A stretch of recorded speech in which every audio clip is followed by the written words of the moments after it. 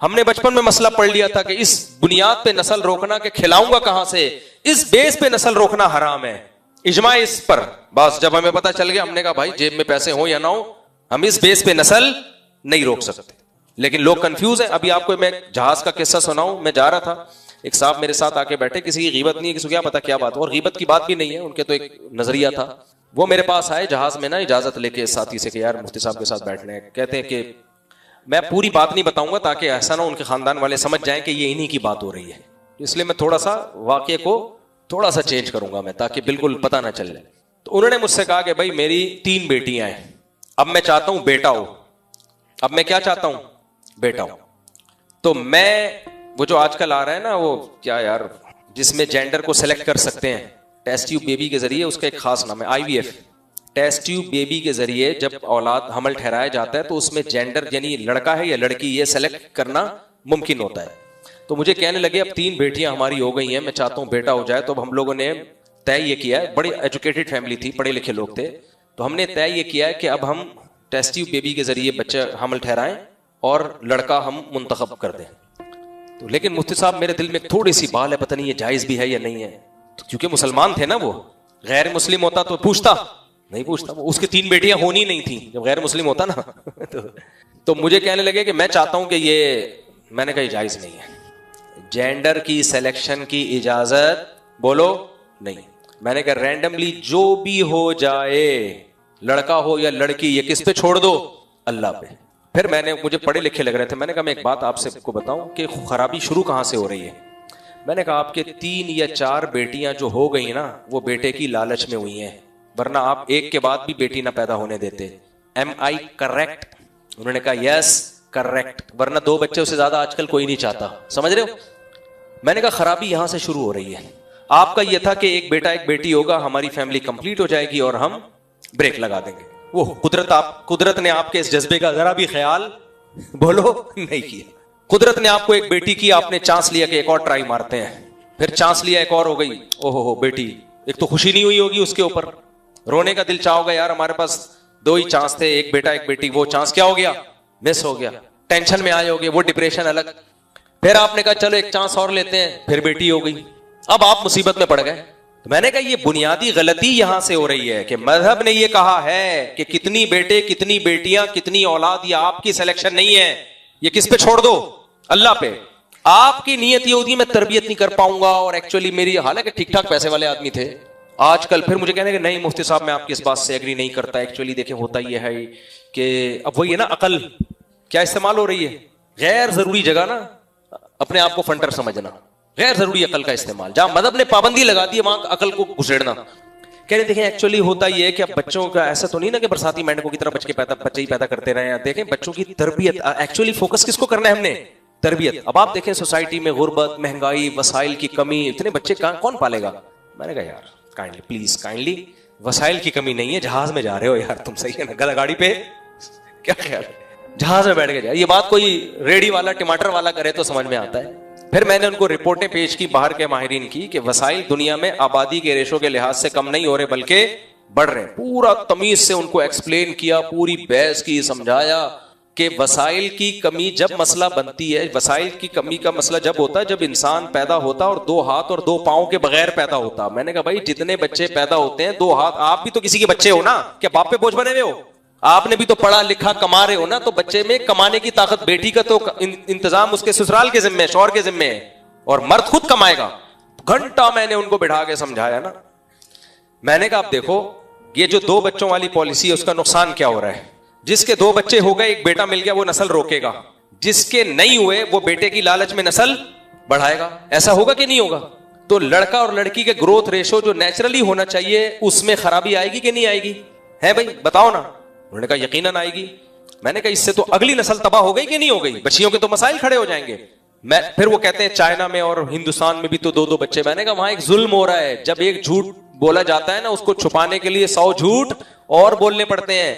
China में जो 2 बच्चों वाली पॉलिसी है और मर्दों का रेशो ज्यादा है, वजह उसकी है कि बच्ची को मां के पेट में कत्ल किया जाता है। ये सारी बच्चियां इन चाइनीज के ना गरेबान में हाथ डाल के क़यामत के दिन खड़ी भी होंगी। ये जो वईदल मऊदतु सुइलत बिअय्यि ज़म्बिन क़ुतिलत, कुरान कहता है जिस दिन जिंदा दफन की हुई बच्ची से पूछा जाएगा बता तुझे किस जुर्म में कत्ल किया गया।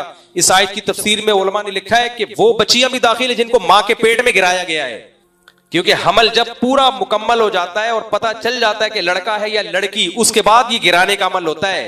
उस बच्चे में जान पड़ चुकी होती है, कत्ल किया जाता है बाकायदा। मेरे पास तो माओ के फोन आए हैं कि हम हॉस्पिटल गए, पता चला बच्ची है, तो हमने कहा गिरा दो। कह रहे जब गिराया गया ना उस बच्ची की जान निकली है पेट में, तड़पी है वो तो मां में अल्लाह का खौफ था, डर गई कि मैंने क्या किया है, मार दिया बच्ची को। मुझे रो रही हूं, मैंने क्या किया, अपनी बच्ची को हलाक किया।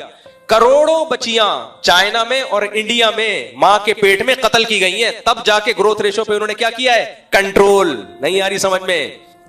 जमाने जाहिलियत में जिन बापों ने अपनी बेटियों को जिंदा दफन कर दिया था, उन पे कोई केस हुआ दुनिया में? क्यों नहीं हुआ? केस करने वाला बाप ही होता है ना। जब बाप ही मार रहा है तो कौन केस करेगा? तो ऐसे ही मेरे भाई, ये तो बच्चियां दुनिया में आई नहीं कि अपने बाप मां और बाप के खिलाफ केस करती। दुनिया में कोई कानून नहीं है इनकी सुनवाई करने वाला। तो आपका क्या ख्याल है, अल्लाह छोड़ देगा? है इस बेस पे कि तुम्हारी औलाद थी, जो मर्जी करो। अल्लाह ने छोड़ना होता तो मुशरिकीन को क्यों अल्लाह कहेगा मैं पकड़ूंगा कि क्यों तुम्हारी औलाद थी, तुमने मार कैसे दिया इनको? तो मैंने कहा इसलिए मेरे भाई, मैंने फिर अपनी मिसाल दी। मैंने कहा मेरे 19 हैं इस वक्त की, अब तक की रिपोर्ट, जो किसी भी वक्त चेंज हो सकती है। 19 है। मैंने कहा मैं आपको मैं शो मारने के लिए नहीं कह रहा, अल्लाह नजरे बस से बचाए, अल्लाह ने हमारी बुराइयों पे पर्दा डाला हुआ है, बहुत नेक नहीं है हम। मैंने उनसे कहा मैं आपको खुश नजर आ रहा हूं कि नहीं आ रहा? कहते हैं माशाल्लाह फिटफाट। तो मैंने कहा हमारे 19 हैं और आके आप हमारे बच्चों से मिलो। अल्हम्दुलिल्लाह अब तक की रिपोर्ट के मुताबिक ना कोई चोर है, ना कोई मस्जिद से चप्पल चुराता है, सारे पढ़ भी रहे हैं, मदरसे जा रहे हैं, स्कूल जा रहे हैं, जो नॉर्मल। मैंने कहा बहुत कोई फरिश्ते वरिश्ते हो, ऐसा नहीं है, कोई भी नहीं बिगड़ा। तो ये जो तरबियत का आप लोगों ने मंजन बेचा हुआ है ना, बच्चे जितने ज्यादा होते हैं वो एक दूसरे को संभालते हैं। हमारे तो बड़े भाइयों ने हमें पाला है। अब्बा तो ऑफिस में होते थे, बड़े भाई के चमाटे खाए हैं हमने, जिसकी वजह से आज थोड़े बहुत टूटे फूटे इंसान के बच्चे बने हुए हम। क्योंकि नई जनरेशन को नई जनरेशन समझती है। अब्बा पुराने हो जाते हैं, उनको नई बच्चों की शरारतों का भाई को पता होता है कहां से बिगड़ेगा ये। फिर बेटियां उनके भाई नहीं है, वो बेटियां ससुराल में जुल्म होता है। ऐसे कई केसेस आ रहे हैं, खातून आई मेरा ससुराल जुल्म कर रहे हैं। तुम्हारे भाई चाचे कहें है ही नहीं, दादा की एक यानी एक आध था तो एक फुप्पो है लांडी में रहती है, वो फुप्पो क्या करेगी अकेली? इसकी बड़ा खानदान होता है, उस बच्ची पे कोई जुल्म तो करके दिखाए। पीछे 8-10 भाई खड़े हुए होते हैं, चाचे मामे खड़े हुए होते हैं। तो मैंने उन बेचारों पे पूरी अपनी सलाहियत खर्च कर ली, मगर बंदा हिल के हिल के नहीं दिया। तो क्यों हिल नहीं हिला भाई? इसलिए नहीं कि अकल से समझाना बहुत मुश्किल होता है। इसमें यह होता है कि अल्लाह के सामने हथियार डाल दो। अकल के हथियार अल्लाह हमने डाल दिए थे, हमने कहा यार ऐसी की तैसी, यार बाढ़ में जाए।